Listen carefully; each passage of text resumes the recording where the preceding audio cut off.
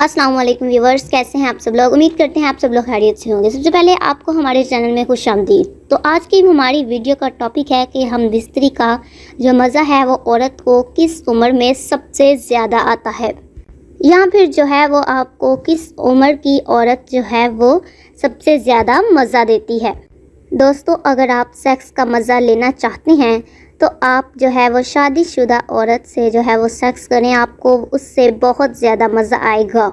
मज़ा जो है वो कंवारी लड़की से भी आता है, लेकिन जो बात शादीशुदा औरत में है वो कंवारी लड़की में कहाँ, क्योंकि शादीशुदा औरत को जो है वो तजर्बा भी ज़्यादा होता है, जबकि कंवारी लड़की को जो है वो एक जगह जो है वो खड़ी भी नहीं होती है। कंवारी लड़की, इसके दिल में जो है वो एक डर होता है सेक्स करने का, और ये जो है वो कि किसी को पता ना चल जाए, कहीं कोई देख ना ले।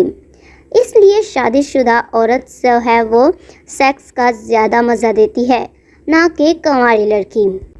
तो व्यूवर्स, ये थी आज की वीडियो। उम्मीद करते हैं कि आपको आज की वीडियो ज़रूर पसंद आई होगी। तो वीडियो को लाइक कर दें और अपने अहबाब के साथ शेयर कर दें।